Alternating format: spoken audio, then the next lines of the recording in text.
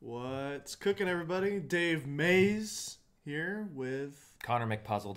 cousin Connor McPuzzle. Connor McCaskill. We're a little early today. We're a minute and 20 seconds early. So for all 0 of you, hello, welcome.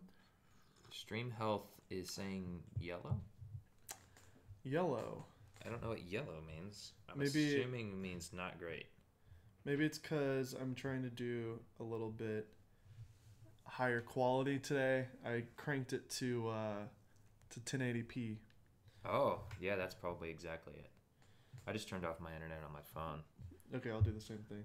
We normally do 720p here because the stupid internet's just not good enough. So, should I change it? Does it look okay? Guys, let us know. Is this okay or is it kind of buggy and laggy? What's up, everybody? We got 6 people here already. Hello, hello. I'll give it a check. It looks good. Yeah, no, if it looks good. It looks good. I'm all for 1080p, man. If we can do it. Yeah. Looks fine. No lag. Looks good. Looking good. Sweet. Lips are synced. Looks fine. Cool. Well, here we are, guys. It's been a couple of weeks. I think it's been 2 weeks since we did a stream. The last one we did, we talked about our trip to Catalina with the A6400. By now, you guys, if you're subscribed to the channel, maybe have seen our official review of the camera. We finally put it out this last week. It took, I think a week Saturday. from roughly a week when we released the live stream. Yeah. We released the video. That one took a while. It took a while. We had a lot of reshoots. We shot some B-roll at the beach, and then the following week we went back and shot more B-roll, like the talking head bits and stuff. So, anyways, it doesn't matter. It's out. It's live. Looking good. And it's good. Hopefully you guys enjoyed that review, and long term it'll probably gather views as people are interested in it. Yeah, I mean, while we're on the topic, might as well. What do you think of the A6400 in a more candid environment? Yeah, I kind of want one, to be honest. Yeah. I think it's kind of a replacement for the 80D for some people, or in your case, like an M50. Yeah. If you're somebody who films yourself, you need a flip up screen, flip out screen, whatever. The workaround with putting the mic somewhere else isn't that much of a problem. I know a lot of people hate the fact that you can't put it on the top, but I found the small rig cage really works well because you can just mount it onto the side really easy. And also, even when we were at Catalina, they gave us a little Manfrotto tiny little offshoot little thing flash for your bracket. for it, and that worked plenty fine. So yeah, it doesn't make it heavy or anything. It does look a little weird, but whatever. It's not that big of a deal. It worked. And I think the color on it's improved a lot. The color looks good, and the autofocus is amazing. The only problem with it is the rolling shutter, I guess. But I guess if you're not shooting 4K for vlogging, it's not terrible. We met a guy named Sam Sheffer, who's a YouTuber. We met him there, and he said that he shot the whole time in 1080p at 60 frames per second. And he didn't have any problems with the rolling shutter. And he just would put it on a 24 timeline and then slow it down in post if he wants. Not the most pro way to do it for sure, but if it works, it works. For vlogs. It works. So yeah, and then over the period of time here, a couple things have come out. A lot of camera releases have come out. Yeah, the Canon RP came out. Sure. Yeah, let's talk about that guy. Let's talk about the RP. It's kind of the cheapest. Well, it is the cheapest full frame mirrorless camera ever. Coming in at around what, $1,200 or something? $1,300. I'm assuming that's body only. Let me. Yeah, so clarify that. It's small too, so it's a really nice compact camera.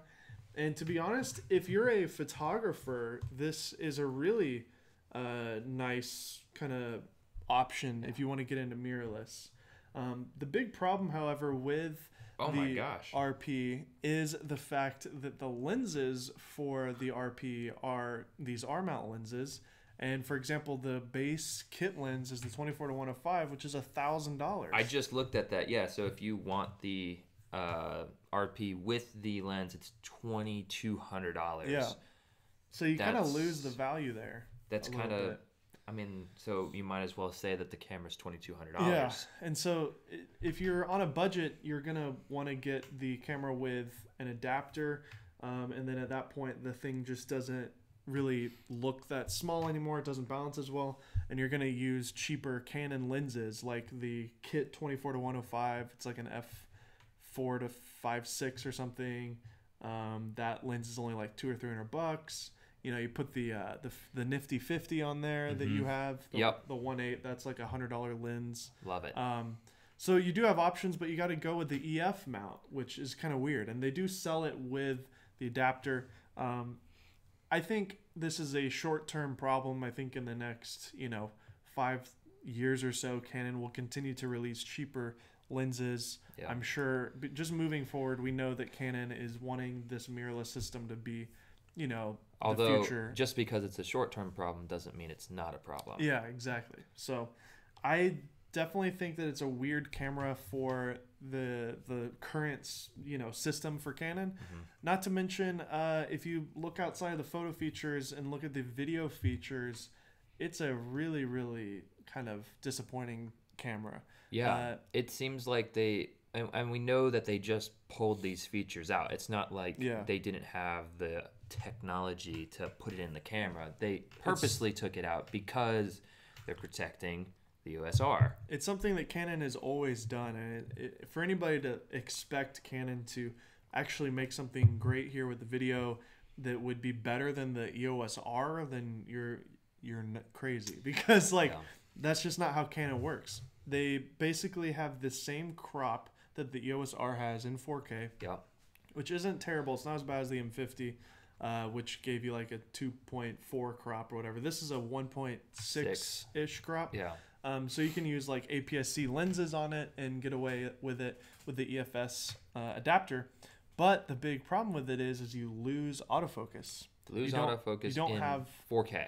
Yeah, you don't have dual pixel autofocus in 4K mode, which is awful. You also don't have Canon log, which the EOS R has. Right. You also don't have the option to do 10-bit out. Or 24 frames per second. Yeah, well, that's the thing is you can do 24 at 4K, but as soon as you switch to 1080p, they only give you two options for frame rates. 30 frames per second, which our friend Gary from The Everyday Dad loves. He shoots everything at 30. Actually, didn't notice that. Yeah, and MKBHD actually shoots everything at 30 frames as well. Okay. So 30 isn't like a deal breaker. I do think that there are plenty of people who shoot 30 who actually prefer it. But I don't. I prefer 24. This is being shot at 30 because that's what live streaming is all about. But it doesn't have the ability to shoot 24 frames per second in the camera, which is so bizarre. Almost all cameras from Canon, even the cheap like little Rebel cameras, can do that. Right. So I don't know why they pretty much it. a video. It's a movie standard, but it's also pretty much been a standard in most cameras. Ever since the DSLRs came out, the 5D Mark II only did 30 frames per second, and that was kind of the revolutionary camera. And the 7D came out, and that was the first camera to do 24 frames per second in camera. Got it. After the 7D came out and all the filmmakers were like, "Ooh, I love 24, give us 24," Canon released an update through the firmware on the 5D Mark II that gave it the ability to record in 24 frames per second. Ever since that period, which was back in 2009, 2010, they've always had 24 frames per second in the cameras. So for the better part of a decade. Yeah. Or pretty much exactly a decade. And so seriously, even the point and shoot the little power shot G7X that everybody vlogs with, like that can do 24 frames per second. So the interesting thing is when we talked about this earlier, and we always love talking about the M50 here for some reason, just throw a speed booster on the M50 and you essentially have an EOS RP. Yeah, essentially. Yeah, exactly. For cheaper, a lot cheaper, and you can adapt EF lenses to it. Yeah, so it's essentially the same, because with the speed booster you get the 4K mode to be kind of at that same 1.6-ish crop. Technically better? Am I wrong in that? I think it is slightly better. I don't remember the math on it, but it's definitely very equivalent. The M50 with a speed booster gives you more options, and it's even smaller. and it has a sort of similar-ish full frame equivalent. It's of course it's not a true full frame camera, but you also get 24 frames in 1080. Yeah. So for video, the M50 to me still is a better option. Yeah. But for stills, I think there is some value with the RP. Sure. If you seriously are only a stills photographer, maybe you own a 5D or even a 6D Mark II, and you're looking to switch to mirrorless cameras, the RP is still a valid option with the adapter. So you already own a bunch of Canon lenses. Right. I think that's the thing that Canon knows. You wouldn't get the R-mount lens probably because it's just so expensive. Canon knows that people own their glass. Like, so many people own Canon lenses. Right. If you just want to go mirrorless, buy this camera, get the adapter, call it a day. It's a nice photography tool. So let's jump into the chat here. Sure. By the way, guys, if you have a question specifically for us, do at Kinotika before or after your question. That way we know it's for us. Yeah, exactly. Do at Kinotika and we'll answer your question. Sean Ide Studios, $10. Thanks, up, man. Cheers. Hey. Thank you so much. Boom. Yeah, H3 mug, by the way. This was a gift given to me by a friend. His name's Connor McCaskill. This was a Christmas gift. I'm a huge H3 fan. I listen to the podcast. Honestly, though, he's gotten me hooked. So now I'm an H3 fan, and I listened to the podcast this morning. Yeah. Anyways. Do they have a new one? No, I listened to an old one. Okay. I'm catching up. So in addition to what's up, Malachi? You left your phone in the bathroom. My friend Malachi is here. He's... Our roommate, his roommate Malachi just walked in the door, by the way, if you heard that. So what's really cool, so let's move on to the next news here. Fuji announced the X-T30, which goes right along with Hayden's question discussion, Fuji X-T30 ? Exactly. So this camera seriously could not be any better than the RP. Like almost in all ways, other than having a full frame sensor, this camera just runs circles around the RP. So by the way, we are reviewing both of these cameras. I have both of them on pre-order, and so as soon as B&H gets them in stock, B&H is sending us the cameras. We recently have worked an affiliate deal with B&H, and they're giving us some priority with that. So we're really excited to get both of the cameras in. We will do. I'm more excited about the T30. Yeah, so the X-T30 is out. It's under $900. I think it's like $899 or something like that. And it's giving us the same sensor from the X-T3, which is known for, we already know that the X-T3 is great. It was our best hybrid camera of the year for 2018. And so it's got the same processor, same sensor, so it's going to give you very similar results in terms of low light and autofocus and video. In fact, the autofocus performance is apparently better than the X-T3 currently just because it has newer firmware. I'm sure they'll update the X-T3 will update though. It. Interesting note, I didn't know this. Furworks is saying that there's a 10-minute record limit on the X-T30. Yes, yeah. So I didn't know that. That's the caveat. The X-T3 doesn't have this limitation.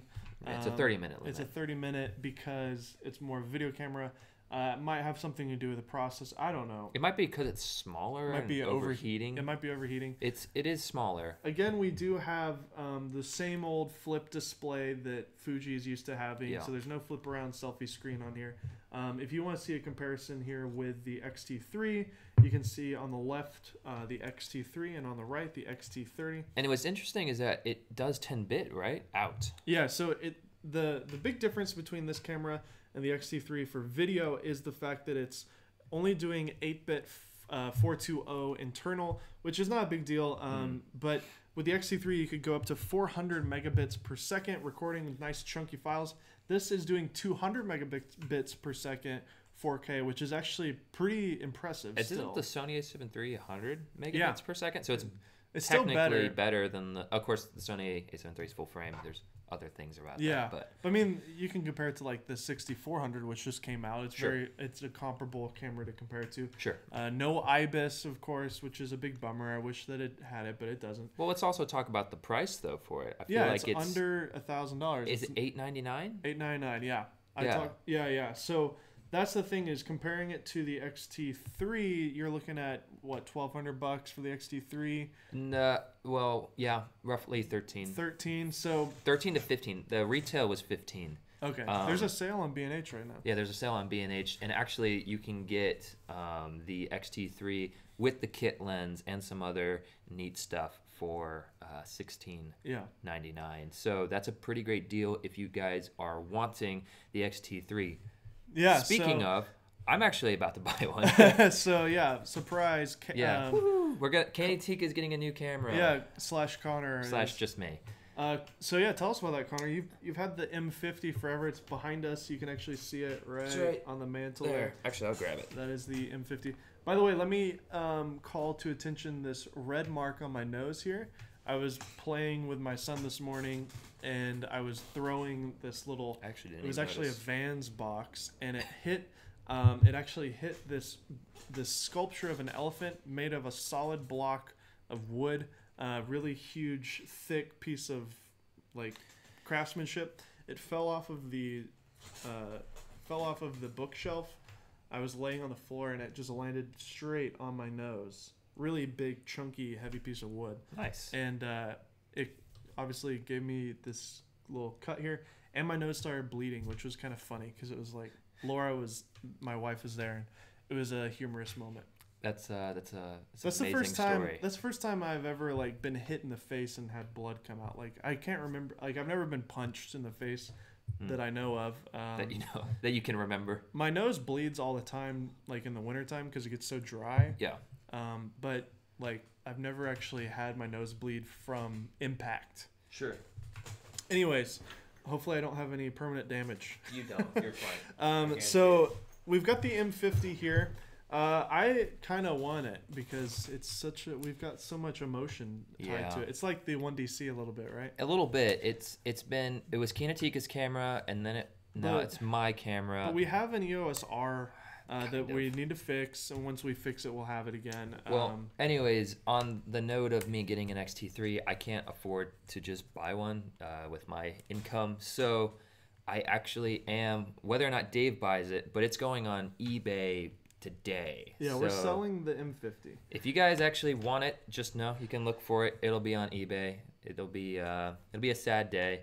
Well, I really like it. Honestly, there's nothing wrong with it. Honestly, if any of you guys are watching right now and you're like, I want it, maybe you're in the market for one, just let's see, send me or Connor a DM on Instagram. It's linked in the description. Yeah. My Instagram is Dave Mays _. His is Connor _McCaskill. That's right. Just send us a message on Instagram and say, hey, I want to buy it. I'm gonna be PayPal selling us and we'll send it to you. Yeah, I'm selling the M50. I got with the adapter. The EF adapter. I got my 22 prime. 22 prime. 22 F2. Yeah, 22 F2, and I think I'm gonna hold on to my 50 nifty 50, and I'll eventually adapt to it. But this is actually yours. Yeah, and then the speed booster. We still have the Viltrox here. We have not done our official review on it. Yeah. I noticed that Potato Jet did one, so we were a little late on that. But technically, we did the first one ever because we did it back in freaking August when we did our actual. Sean says how much I want it. Okay. Well, I just take it to the DM. We'll talk about it there. But I think we can't Hat says Mount Juliet. You're right, but I live in California now. I used to live in Tennessee. I would say like an M50 is going for. We can figure this out later. I just wanted to kind of announce it. I'm also selling my. It's also back there, the Canon 70D. So if anyone's looking for a cheap, affordable camera, they sell for roughly $500 right now. So. It's a good camera for a beginner. So not only is it an M50, which we highly recommend and obviously has done well on our channel, but this is the Kinotika M50. So if you want us to sign the back of it with a Sharpie marker, we can. But just let us know about that. But yeah, so anyways, the XT30 is here. It's a nice upgrade from the XT20. I think if you're a Fuji shooter and you need a backup camera, this is a great option. Maybe you own an XT3 already, or even an XH1, and you want a really good B camera. This camera is wonderful, and it's a great price. It couldn't be any better than the art. In fact, The Verge posted an article about the XT30, and I retweeted it with a comment that said, and it's way better value in every way to the Canon RP, and it has like 70 likes and oh my gosh, like 10 retweets. Yeah, so. Honestly, I bounced between getting the XT30 and the XT3. I'm choosing the XT3 even though it's more expensive because I want more professional video features. I feel like it's time. Yeah, I feel like it's actually been time. But well, this has been a great camera. Yeah, I just you've been on a prosumer. You've been using prosumer cameras forever, and you're a real pro now. So like, you're gonna have a lot of benefit to having an XT3. Obviously, with Kinotika, we have cameras that come in and out all the time. But Connor and I both, I personally don't own anything right now at the moment, and I wish I did. Like, there's something about the ownership of a tool that you always have it. So not to mention the Fuji cameras just look so gosh darn good. I know the colors on them, the pictures on them. Yeah. Anyways, we're going on a rant here, but so let me address the name change. Let's do that. You guys actually probably saw the video that we posted last Friday, I believe. I just kind of explained why I'm changing my name, and I'll do it again here, and you guys can chime in. There was a lot of negative comments on the video because I think a lot of people just were not expecting it, and it's it's a change. I'll say it's a jarring change, but it makes sense in the end. So the reason that I'm changing my name from Dave Altizer to Dave Mays, not officially, not legally, just publicly. it's not a legal, like, I'm not going to change my birth certificate or whatever. Like, my driver's license still says Dave Altizer. If you address me as Dave Altizer, I'll respond. Like, I'm not completely going against my real name. It's just a stage name. And if you just look at musicians, like, this happens a lot. It's very, very common for musicians to have stage names. Actors have stage names often, and even some YouTubers that maybe even in our little niche, you would be surprised. Levi Allen, his last name is not Allen, that's his middle name, and he goes by Allen because it's easier to say than his real name. But then you do look at like Casey Neistat. That is a weird name. McKinnon is a little weird. McCaskill. Heck, no. I don't think McKinnon's that weird. Hapauja, that is very weird for Maddie. There's value, and even the Kinotika channel is weird, and there's value to having a weird name because it's unique. But there's a lot more to the Dave Mays thing than just the simplicity of the last name too. I like the balance of four letters on both. I love the logo that I had designed with a D and a Maze. There's a lot of fun hashtags that you can do with it. Damazing. And it's a much better first impression name than Altizer. And that was my main reason for changing it. I've been meeting a lot of other YouTubers, and often when I introduce myself, they do recognize our channel and what we're doing, but often they can't remember my name because it's hard to remember. It's hard to spell, and that's really the main reason. From now on, moving forward, hey, what's up? Dave Mays is just easier first impression, so I'm changing it. So that's that. It's official, and I'm going by Connor McPuzzle. Someone commented that. I thought it was hilarious. So, also, That's not true, by the way. Also, I've been off Instagram for like 2 years, which was a personal decision of mine.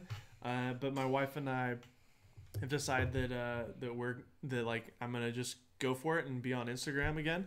So I'm on Instagram again, Dave Mays _. So I'm really active there and I'm having fun there. So Connor should change his name to Connor McCamera or just Jesus. Yeah. All right, I'm gonna go through the questions here. How quick and easy was the Atomos Shinobi to operate and use? Cool. So that's a good segue. Yeah, we need to talk about the Shinobi. So I was really fortunate enough to be asked by Atomos to do a commercial for them. It's been in the works since like December before Christmas. Oh. But then I ended up filming a lot of B-roll for it in Hawaii. I spent all of the budget on tickets, and it was not the best decision. It was fun, but it was a lot of work. I brought my son and my wife, and it just ended up being not good. So I learned my lesson. But I did get some crazy awesome pictures that they're using on their website. I also got some amazing B-roll.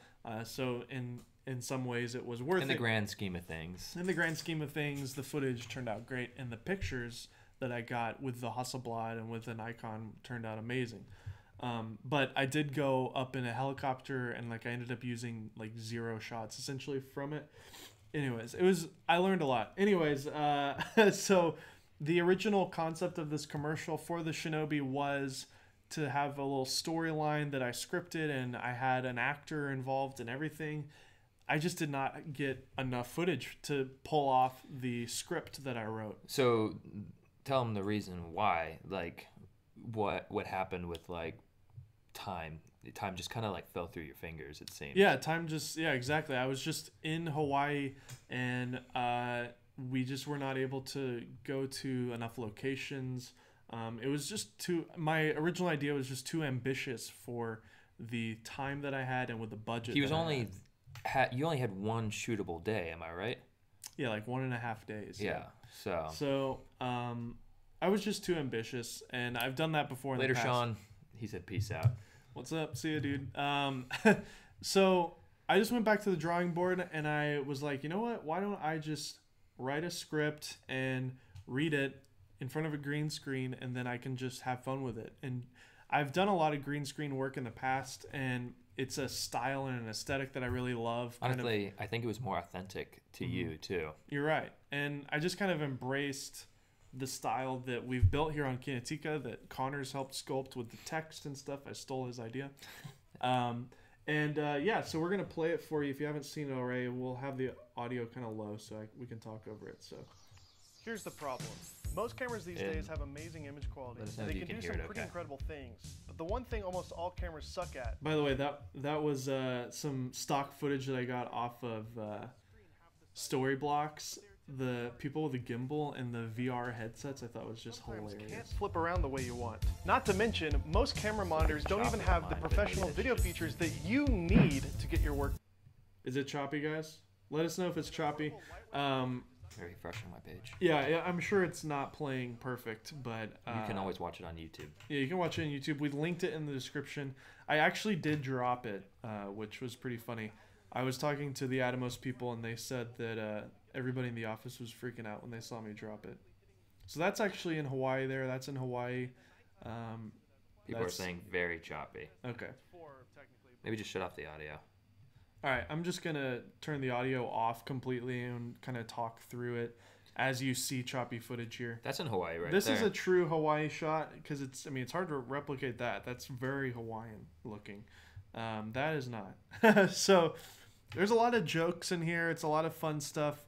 Again, if you want to see the true video, then check it out in the description. We linked it. So sorry it's so choppy here, but yeah, we just had fun making this thing. I'm just gonna shut it off because it's hard to watch. I wanted to show it to you here, but it's obviously not working very well. So, oh well. But if you haven't seen it already, check it out, please. It was a lot of fun. Linked in the description. What'd you think of it? I loved it. I honestly, okay, like if I'm being completely 100% with you here, I started to doubt you a little bit on it when you went to Hawaii and the time kind of fell through your fingers, and then time went by and you needed to still shoot something, and I was like, oh my gosh, something's gonna happen. I ended up helping him some because I just felt really bad for him. You helped me with the whole green screen part. He was working really hard, and I wanted him to succeed, and he did. And the outcome was great. I couldn't tell what the outcome was because I was just shooting him on a green screen, so all the magic happened after we shot. Yeah. And I loved it. I thought it was great. Thank you. This really was reminiscent for me of a lot of the projects I've done in the past. I've done 2 pretty big music videos that were 100% green screen shot in this way, and it took months to make and do 3D animation and stuff. So it was fun to kind of explore in that avenue, and just play around with 3D animation again, and After Effects. I did a little bit of After Effects work in it. Like I had to replace the screen on the monitor when I held it up, and a couple other little minor things. You would never know that it's special effects because I'm trying to hide stuff. So. Honestly, it gave me some great B-roll for the Shinobi it did, video. Because I stole the whole thing and just re-chopped it up, re-changed the order, and threw it all over the Shinobi video. Because we needed to get something else more Kinotika-y for the Shinobi, and I don't know, why not use it? Exactly. You worked so hard on it, might as well use it again. I think it would be fun to do like a full review. Thanks, on that style. Nick, by the way. He said he bought the M50 because of us, and he said huge thanks. So. Oh, sweet, dude. Yeah. Thank you so much. Awesome. Yeah, our M50 videos perform really well. In fact, they're some of our top viewed videos still. Yeah. Still, like, to this day, when I go through the analytics, I'm always like, Dave, guess what the second most watched video is this month?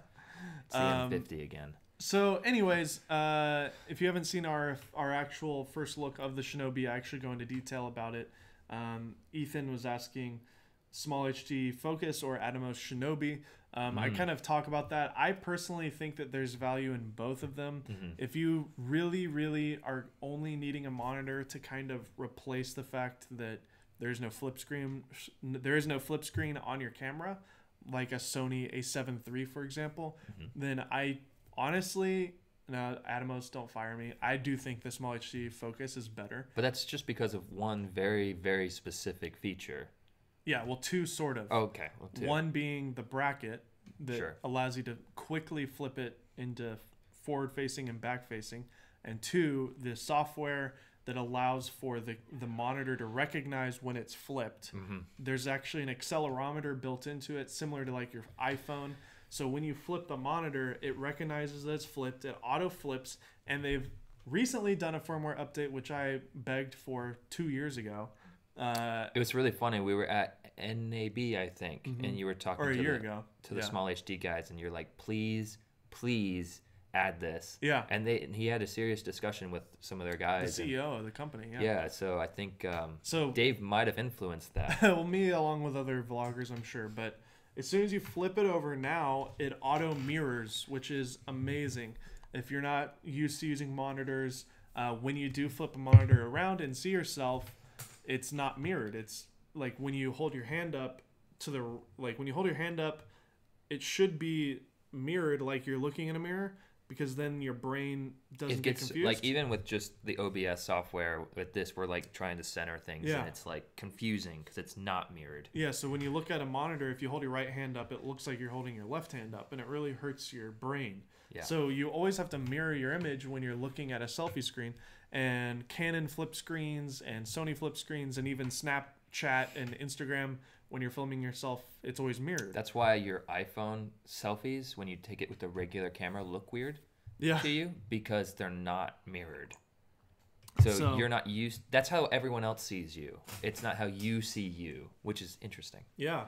So anyways, the Small HD has that feature. So if you are trying to just replace the fact that, or if you're trying to make your camera have a flip screen, pretty much if you need to record yourself, basically, is what Dave's saying. If you're doing much of this kind of stuff. But for somebody like my friends Dave Oglesby and Jeffrey Holland, who are in the market for just a professional monitor, they're never filming themselves, they're on a gimbal, they want high quality features, then the Shinobi's a better option. So if you're a filmmaker, if you're a wedding shooter, a commercial shooter, you want a high bright display, HD, LUT loads, all these things. It's got all these pro features. Really great price too. Yeah. $399.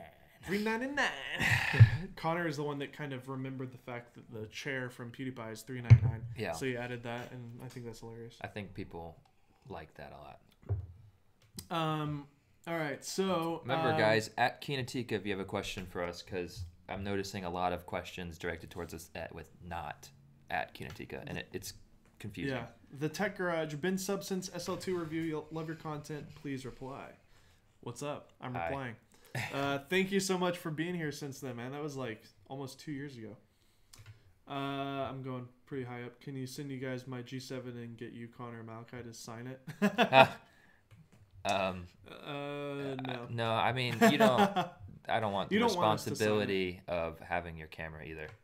Alberto, it'll lower the value of your camera when we do that. Yeah. What about the Free World FW279? Only 260 euros. I have not used it. Here's the thing: is Small HD and Atomos are very reputable companies, and you can trust that their stuff is going to be good. I just looked up the Free World. I've heard about the Free World. The 279. First off, it's 7 inches, so that alone is a deal breaker for me. I think 7-inch monitors are just too big. But even if they had a 5-inch display, I'm more loyal to the Atomos or Small HD brand. I think they're better companies, more trustworthy, better UI. A lot of these Chinese knockoff monitors have terrible menu systems that are just so hard to read. But if you're only trying to save money, you want to get the best bang for buck, then yeah, those cheap Amazon monitors that are $150 can get you by. But the thing with the Atomos, in particular the Shinobi, is the color accuracy is really, really good, and you can even attach a color chart checker thing, like the spider checker thing. I forgot what it's called, but anyways. Loom was asking what our favorite new RF lenses coming out are. Okay, so that's an easy one. The 15 to 35 f2.8 with IS. Yeah, you got to deal with that crop somehow. Well, so I have a friend named Justin Rivas. You've probably seen him before on our channel. He's great. Around. He's a vlogger.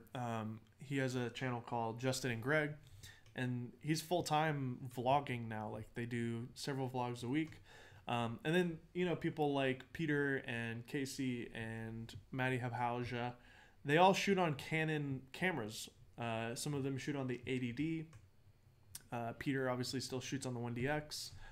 Maddie actually shoots on the EOS R. Doesn't and they Peter all claim do to shoot on the EOS R though? Yeah, but I think he still does 1DX most of the time. Yeah. The one thing that I think is wrong with the Canon system is they don't have like a go-to wide angle that's f2.8 with stabilization. They've got the f4 16 to 35, but nobody uses it because they all want the f2.8. It's too slow. You really need that extra low light for vlogging. You also want to get the nice shallow depth of field. But also Canon is just not known for getting good ISO performance. It gets a little noisy. Yeah, on some of those, at least compared to Sony. So the faster your lens can be, the better your. The EOS R is pretty dang good, but it's good. Not. It's still not up there with like an A7 III or whatever. Yeah. So anything to help. But and because there's no stabilization on the cameras, you really need to have stabilization on the lens. Maddie Habhauja, for example, I know for a fact he shoots on the EOS R with an adapter with the 16 to 35 f2.8. He's walking around with this lens with no stabilization, and it's shaky as crap. Mm-hmm. And I think he gets away with it because he sets the camera down a lot, so that allows for him to not have any shake. But Canon has announced that they will be doing IBIS eventually. We don't know what that means. It could be 10 years from now. Who knows? But the lens stabilization with the IBIS stabilization on the sensor will work in tandem, so you're future-proofed if you buy this lens. So the 15 to 35 f2.8 with IS is going to be, I think, the best, like literally the best vlogging lens ever. And that includes lenses from Sony, Nikon, Fuji, everybody, because it's got stabilization. The only other lens that exists right now with stabilization that's that wide, that's that fast, is from Tamron. They've got a 17 to 35 2.8 with stabilization or whatever, but it's huge. It's freaking massive. Sigma has the 18, which I guess there's no stabilization, and it's a crop. True enough. Sorry. So this is a full frame lens at 15 millimeters. Yeah. It's got stabilization. It's f2.8, and it's small because it's made for mirrorless. Mm-hmm. This is going to be the best vlogging lens for full frame cameras in existence. Cool. I'm going to echo what he said because I don't really care. They've got the Trinity now. So they announced the Trinity, which is a wide angle zoom, f2.8, a medium, and then a telephoto. I'm not going to use these lenses, so I really haven't looked into them, at least right now, I have no plans on using the RF mount style lenses. The lens announcements were more exciting than the RP announcement because it just shows that they're willing to make great lenses for this mirrorless system. I think, there might be a point where Canon finally gives us stuff that we want, like IBIS, better 4K, full frame 4K, stuff like that. So it's only a matter of time, and those lenses will last for, decades. Yeah. Just looking through. Do you recommend the Osmo Pocket for what it's worth? RJ's videos. Yes, I think it's okay. We did a ton of videos. Obviously, they performed really, really well. People really like it, and there's a reason. It's convenient. It has a decent image. Our friend Gary used it at CES, and he was happy with the results. Honestly, a lot of people used it at CES. We don't use it. I personally would rather shoot on a real camera. I think a gimbal. The reason that we don't use it though is because we're kind of, as camera reviewers, we're held to a higher standard. Yeah. So we can't really get away with it. If that was in our video, people would notice. Yeah. But if you're not a tech reviewer and you're just trying to create a good story and you want a cheap way to get some good gimbal shots, it's a good option. Yeah, for what it's worth. It's tiny, so there's some great options though. You got ND filters now, different mounts for your phone and stuff. We're actually going to do a video about all these different mounts soon on our channel. Yeah, Ethan wants to know, since you use the 1DC, why don't you use the 1DX? That's an interesting question. Yeah, Ethan. So obviously I did sell the 1DC a while ago. It was back in the summer, and I switched over to the A7 III, and then I sold that, and now we're using the Nikon Z6, which I greatly prefer over the Sony, actually, for a lot of reasons. The 1DX Mark II was always like in the back of my mind, and Connor heard me say, I'm going to buy the 1DX too. I heard him say a lot of things, but yes, that one I did hear him say a few times. The problem with it is it's too expensive. It's like literally $5,000 still to this day. And that's like used too. Like it's a very, very expensive camera. And right now in 2019, there's some amazing options that like, it would be almost idiotic to use the 1DX Mark II instead of the EOS R. Honestly, if you want Canon, is a better option for video than the 1DX2 is. There's still some little things that the 1DX2 has that other people do not have still. One of them being 4K at 60 frames per second, which is a huge deal, and it's full frame, and it's got a great chunky codec to it. It's motion JPEG, which is like you have to convert it to to ProRes, but it is good. We used it all the time, and we really liked it. I think the reason why it also has great 120 FPS, but that's kind of it. And I was gonna say the reason, and correct me if I'm wrong, but I'm speaking on his behalf. But I think one of the other reasons why he kept the 1DC and didn't get the 1DX is because record limit and C-Log. Yeah. Am I right? Yes. Yeah. And it's cheaper. And it's cheaper. So, and also we use, like we're using it right now, we use the Zeiss lenses, these old vintage Zeiss glass that I love. Yeah. They're all manual focus. So I would literally have to buy EF lenses for the camera so that way I could take advantage of the autofocus, and I just didn't. It was like, I don't really need autofocus because he's my autofocus. So. Yeah, because it's manual all the time. When we can help it. So, Loom is asking any opinions on the new Zion set of gimbals, Weeble or Crane 3 Lab. I would love to try both of those, the Weeble and the Crane 3 Lab. I hate the name. I like it, actually. You like it? I think it's funny. You like that you hate it? I think it's dumb. It's a dumb name, like, without a doubt. Weeble? That's so... Although it's memorable, because we joke about it a lot. Yeah. So there's that. I'll go ahead and mention this. We do have the Moza Air 2. Oh, yeah. I've had it sitting here this whole time. Good segue here. Yeah, so to answer your question directly, yes, I would like to try those. My friend Sydney Diongzin is using the Weeble, and he loves it because it's small and light. Yeah, we got to hold it at CES, but we haven't actually used it. This is the Moza Air 2.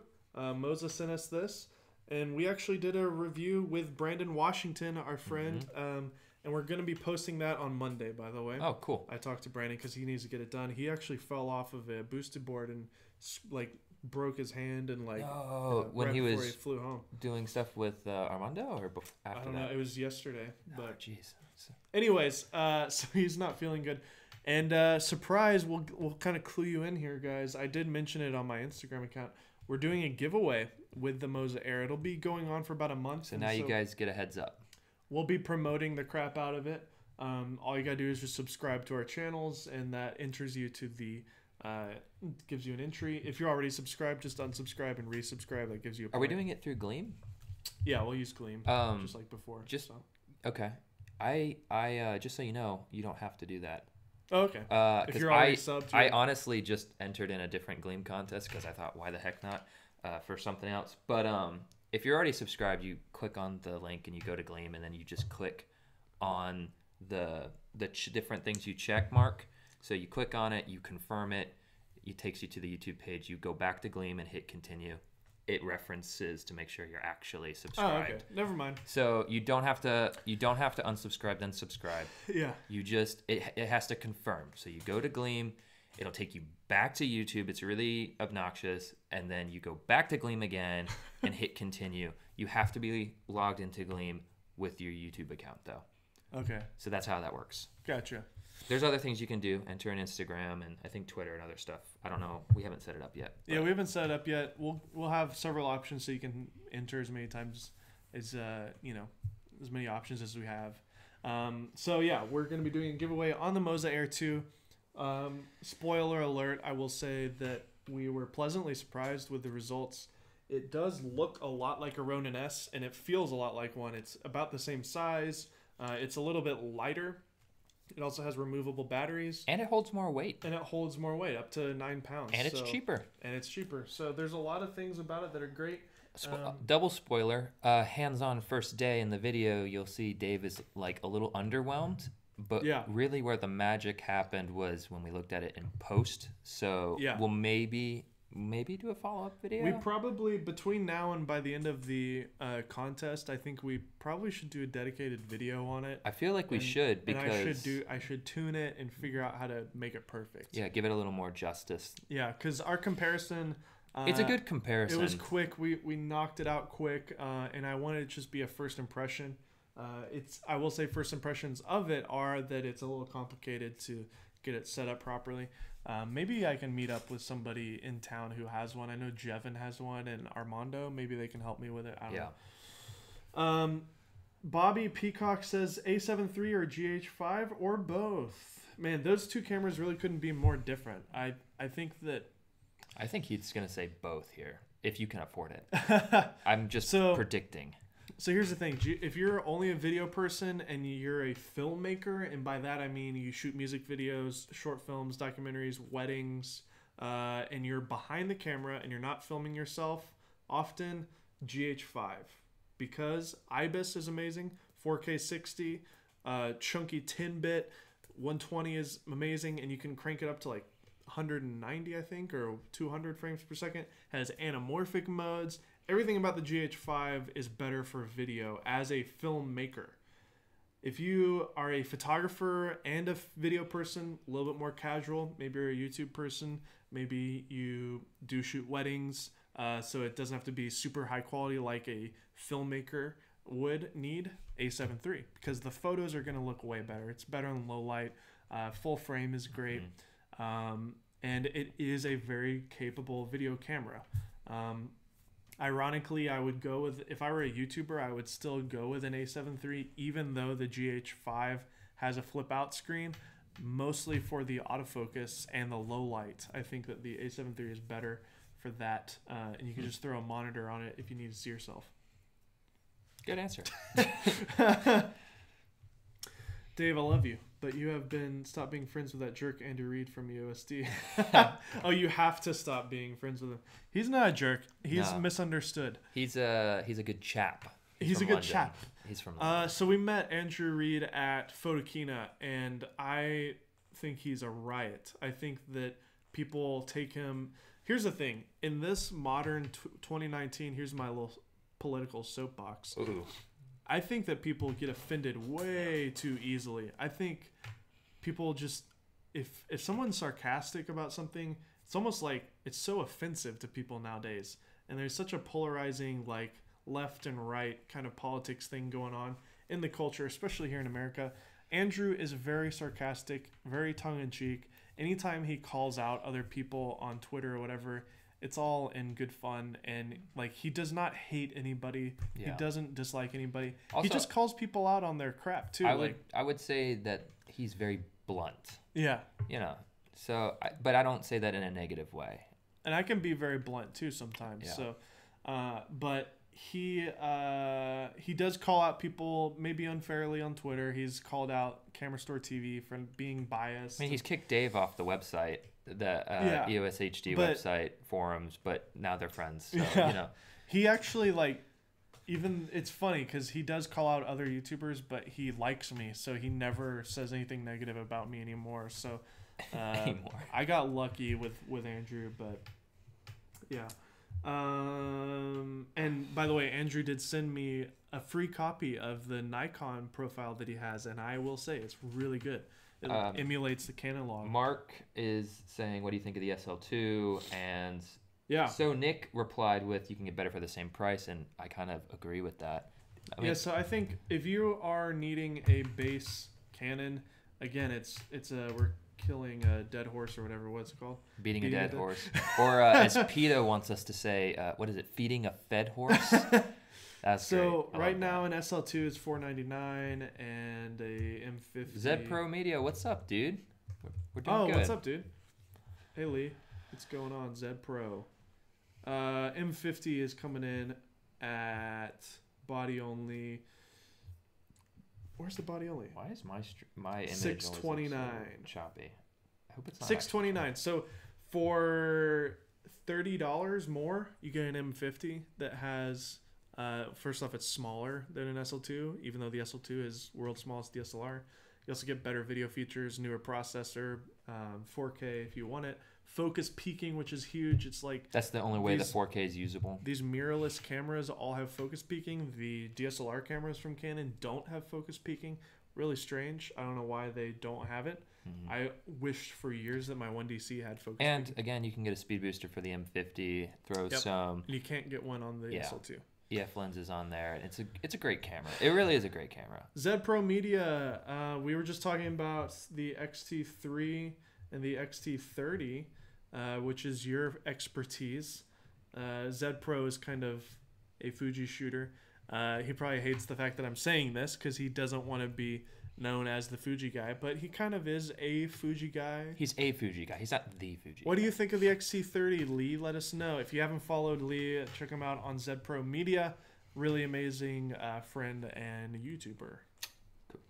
David Longnecker, what is your recommendation for the best light kit for under or around $1,000? $1,000 can get you a lot these days with lights. We're shooting on a right here on my left, I'm being lit by this lightsaber light. It's a little stick light. I think that's like, what, $120 or something? I thought you said it was cheaper than that. It might be like under 100. I don't remember. Yeah. So it's, what's it called? A New.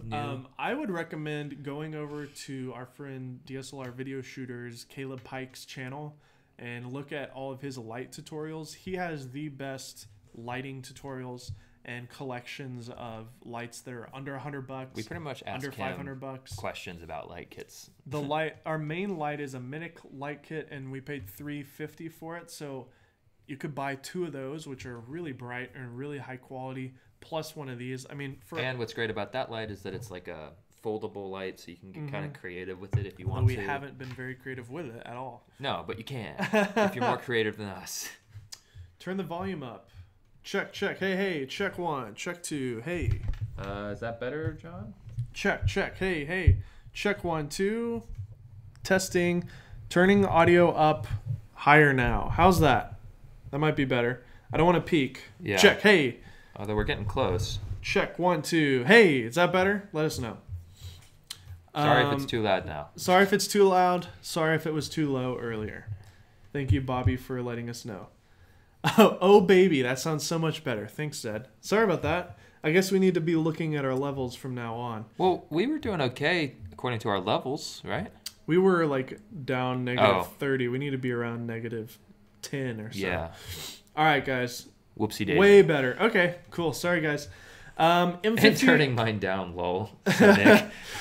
Bobby Peacock, M50 or M6? Definitely M50. Yep. Again, beating a dead horse. It's such a great camera. Buy mine. Message me on Instagram. I'm selling it. We're selling Connor's M50. If it has to turn into a bidding war, I accept. Yeah, message Connor. They go for around $500. We're selling this with the adapter and the lens. You can kit it out if you only want the lens, if you only want the body, whatever. Yeah, just let me know what you want, and I will sell to the person who offers me the most money.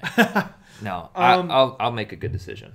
So we went over the XT30. We went over the RP. We went over my name change. Yep. Talked about the M50. Talked about the Moza Air. Another cool announcement. Tamron announced a new lens. You know how the Tamron 28-75 for the Sony is a really nice small compact zoom, the 2.8. You talk about it a lot. I talk about it a lot. They announced a new lens. It's a 17-35 2.8, and it's kind of the same size. Excuse me. I would imagine that it'll be like a similar price point. Okay. Probably under $1,000. Will be another wonderful addition to the Sony full frame system. We still don't have any word on an A7S III. NAB is around the corner. We're looking at late April on that. So I'm excited for that. Yeah, for two reasons. One, it's his birthday. Oh yeah, and I'll be two, 22. NAB is the NAB still is my favorite, even though it's Vegas and it's kind of boring now because I've been a million times. Photokina was amazing because it was in Germany, but for us as video people and as far as like overall gear stuff, NAB is my favorite. Yeah, honestly, well, I mean, I'd agree, and I think Vegas is boring too, mainly because I don't partake in any of what Vegas has to offer. But all our friends go. Like, there's actually a lot of YouTubers that are. I know Levi's gonna try to go. Caleb Wojcik will be there. I think Kitty might be going. Sydney told me yesterday that he might come. So yeah, all of our friends and buddies and stuff are gonna go. So that'll be fun. Loom, of all your camera, film gear, review colleagues, who do you like the most and why? And who did not come close in real life than other YouTubers? Appreciate your honesty. I'm going to avoid that question. That's a polarizing question that we can't answer. I'll just say this: we've become really close with Levi Allen in particular. We saw him at the Sony event, and then we did a collaboration with him with Caleb Wojcik on the Switch Pod. He's great. I text him regularly. He's a good friend, so I do like Levi a lot. To answer a previous question that I saw Bobby ask, how was it to be Levi's stand-in? Great. I did nothing. I just stood there. I don't really look that much like him. We just have similar. And Zed Pro, appearance. who's in the chat right now, Lee, he's a good friend. We did a collab back when the EOS R came out. Maybe we should do one on the RP, Lee. I don't know. We have a nice little kind of private group, and we were able to talk to each other, and that's just really handy dandy. One guy that I really love right now is Gerald Undone. He's become friends with me on Twitter, and we talk often on Twitter and in the group. He's really funny and super smart. The biggest kind of fanboy for me is the fact that I'm friends with Kai W now. Kai is like one of the biggest influences for me, and the fact that he talks to me, I think, blows my mind. And I recently reached out to Maddie, and he's great too. So Zed Pro said he's going to be in LA end of March. Yes, you are. So we'll be seeing you soon, bro. That'd be a great collab. Let's do, need to do that. Yeah, shoot. Maybe I'll have the RP by then. Because it's supposed to ship like late February, so that would be fun, Lee. We could do that. So Nick, I'd love to see you guys both on Maddie and Peter's podcast when they get it going. And aren't you guys doing one soon? That's not a bad thing to talk about. Yeah. So perfect timing actually. So Polar Pro is a company here in Costa Mesa. They're not too far from us, and they make filters. If you own a drone, you probably have their filters. Yeah. The Mavic drone. That's really their bread and butter. Super good. The Phantom filters, GoPro filters are amazing. So yeah, if you've ever heard of them, it's probably referring to their filter lineup, but they do make other products. Anyways, The reason that we live here is because of Polar Pro, honestly, because they offered me a job to do the podcast for them. We're calling it Golden Hour Podcast. Great name. Connor and I have been working on it for months, several months actually, since October. So it's funny a long time coming. It's funny that we haven't been able to really talk about it because it's been so under the wraps and just in production. And we split our time up throughout the week with 1 or 2 days a week going to Polar Pro, and then the rest of the week we're doing Kinotika. It's been a bit of a juggling act, but I feel like we're getting better. Yeah, we're getting better for sure. That's why live streams are sometimes just thrown to the wayside because priorities have to be taken place. So really happy that we're able to do this today. Yeah, exactly. Yeah, I was supposed to go in today. I'm going out of town. I'm leaving tomorrow to go to Houston to film some more stuff for my friend Brock Gill. I'll be shooting all of it on the Nikon, so that'll be fun. Yeah. For our Nikon review, which is coming. We're going to do a full Nikon review. I have a lot to say about the Nikon. I love it.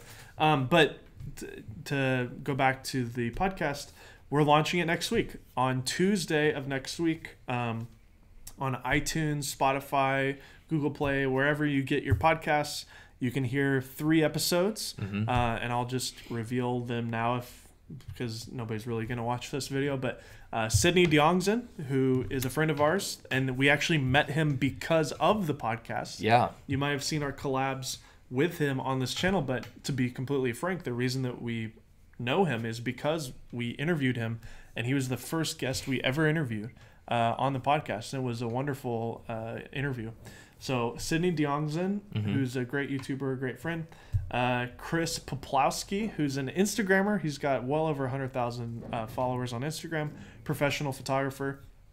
And then our last guest that's going to come out with this release is Ian and Henry, who are both Instagrammers, and they own a Instagram account called Canon_photos. If you just go on there, you'll see it. They're like amazing photos, and then like millions of followers on that account. And all these guys so far have been really quality people. Oh my gosh, yeah. Everybody that we've interviewed has been amazing. We've interviewed more than just those 3, but they're still in production, so we'll keep those under wraps still. And moving forward, we're looking for YouTubers and Instagrammers to be on the podcast. I'm always going to lean towards YouTube people because that's just what I do. But there is a whole other side of influencer, creative content creators, and that would be on Instagram. And it may open up to more than just Instagrammers and YouTubers and more just like a creative space. But we're not, not sure too much about that. We did interview Ben Worley, and he's another character that'll be on the show. And he's a composer and actor. So again, another interesting thing. Basically, I'm interviewing creative people and just getting their background and their story on it. To be clear, I'm not in the podcast. I am behind the scenes live cutting. Yeah, so again, for anybody who doesn't understand what we do, Connor and I both work for Kinotika, and then we also now work for Polar Pro. They're freelance jobs that we have, and Connor runs the show when I'm doing the live discussion with the guests.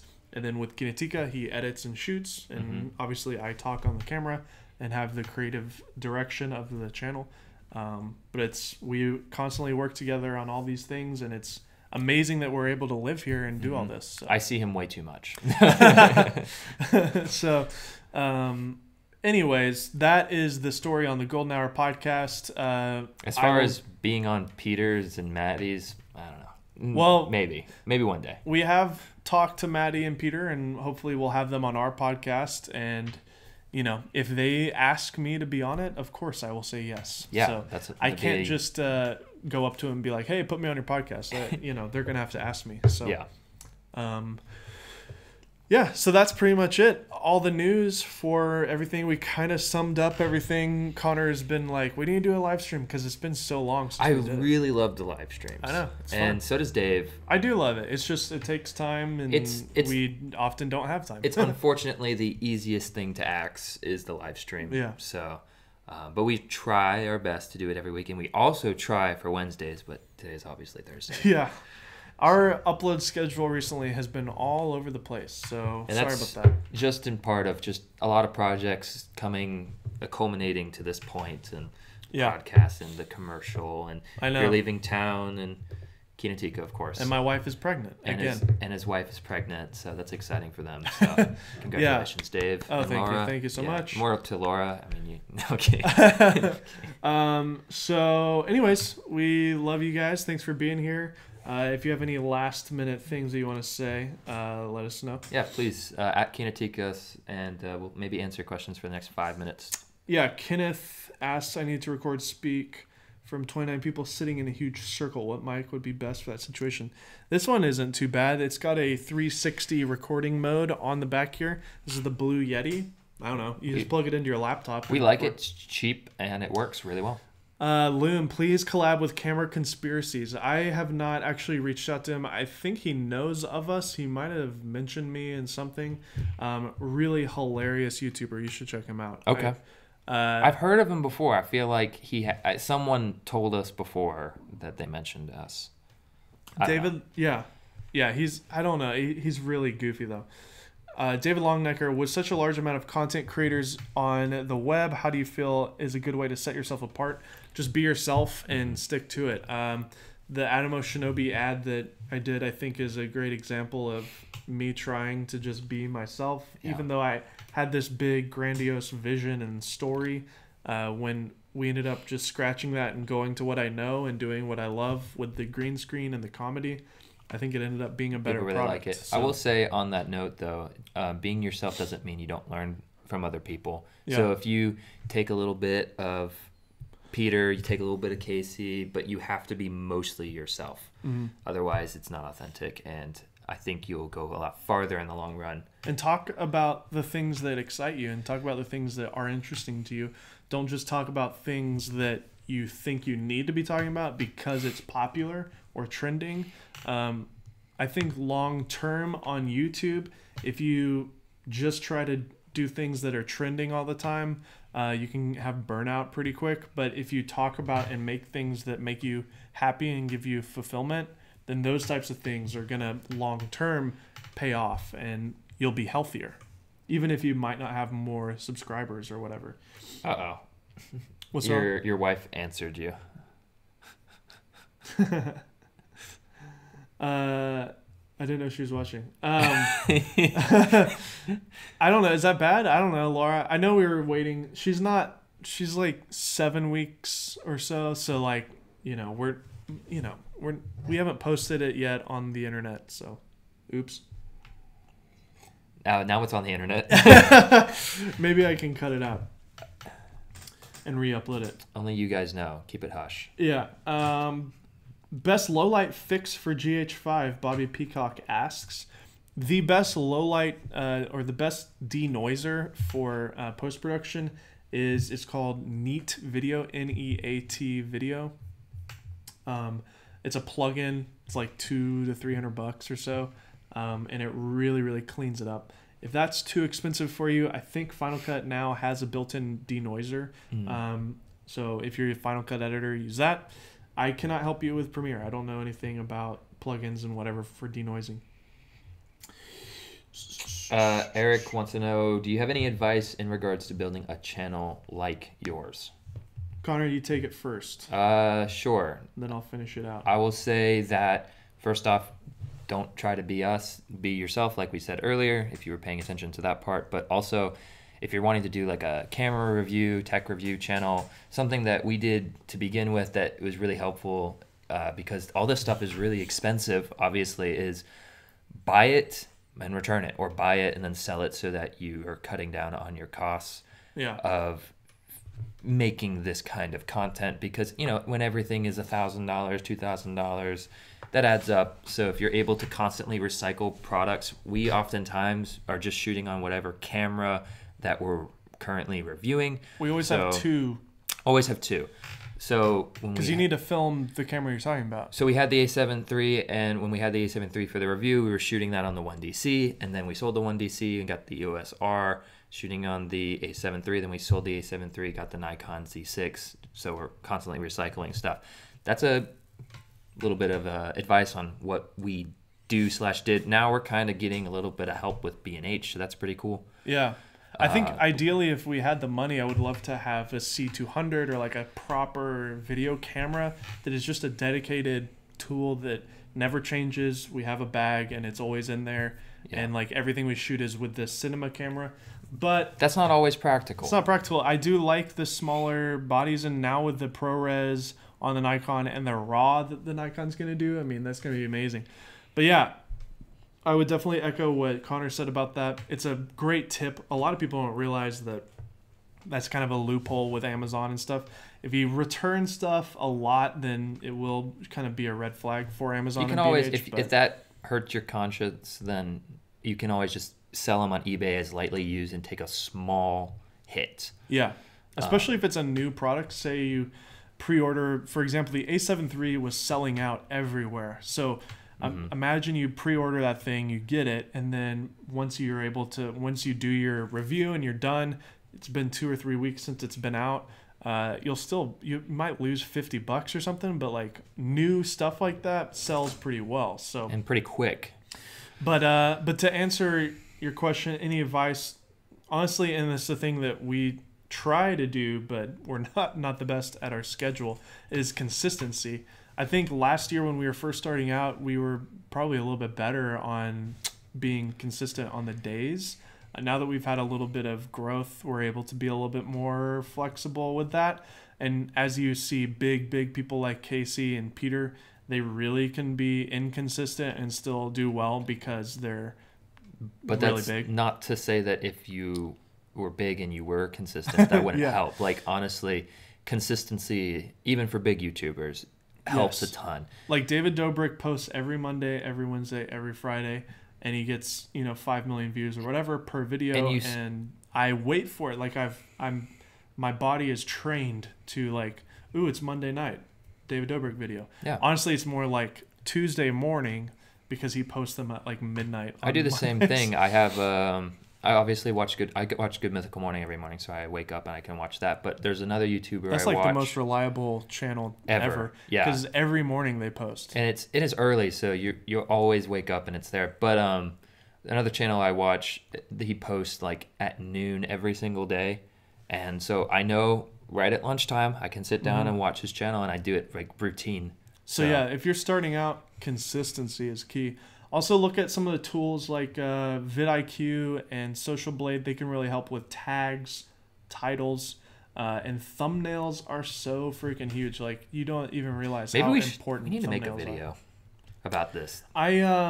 These are things that I think I might start talking more about on my personal channel, which I'm starting up, Dave May's personal channel. Yeah. More tutorials and more Go check out Dave. It'll be more, am I wrong in saying that it's going to be more candid? More candid, very like, but like personal. It's going to be stuff that only I shoot and edit by myself, just because I really want to have that outlet to just do whatever. It's going to be low key. Furworks, as always, stepping in with the coffee dono. Incoming coffee dono. Grats on the secret thing Dave Mays and wife Mays. Sorry, Bob and Peacock, thoughts on Panasonic full frame. I've talked to Andrew Reed about it, actually, because he had some hands-on time with it. He said the IBIS isn't as good as the Nikon. The color is good. It does do 10-bit internal, but it's kind of a bummer that it's not going to do RAW yet.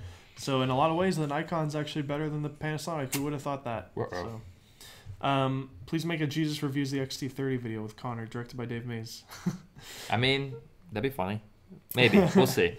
Oftentimes, we don't have the time to put it. Yeah, that's the thing is I know that the comedy and the narrative stuff does better, but we would love to do it, but like I said, especially right now, we've got a lot of things kind of happening all at one time. So maybe if things start to even out, we'll try to. We talk about these things a lot. Yeah. So don't worry, it's in the back of our minds, but we'll see.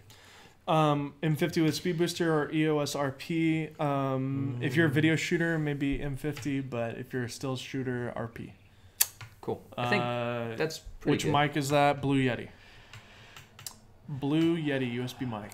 Yeah, I think it's been an hour and 15 minutes. I'm feeling like we're... One more. Geek from the gym, torn between GoPro 7 Black or Osmo Pocket. Go watch our comparison between the two. Yeah. That'll give you a good idea of what the footage difference looks like. It is dependent on what you want out of the product. I do think overall the GoPro is probably a better tool because it has a lot more features and the stabilization's great. You can vlog with it. It's more rugged too. Yeah, I think overall the GoPro still is. Osmo Pocket definitely has its own niche that it serves better than the GoPro. So go watch the video, see what you think. All right, guys. Thanks for being here. We'll try to do another one next week, hopefully next Wednesday. We'll see. Actually, we can't because we're doing an interview at Polar Pro next Wednesday. Maybe Tuesday, if we can. Tuesday's the launch date of the Golden Hour podcast, so maybe that would be a great opportunity to. And we'll have our Moza Air video out the day before, so. Yep. So we could talk about that more. We'll shoot for Tuesday, but if it's not there, we're sorry. Yeah. So, anyways, guys, thank you so much for being here. Once again, I'm Dave Mays. I'm Connor McCaskill. McMays. McMays. McPuzzle. McPuzzle.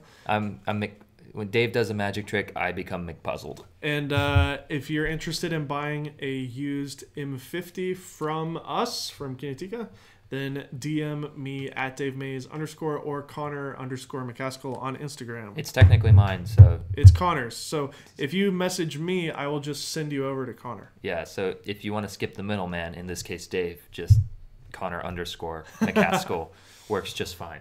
All right, guys. See you next time.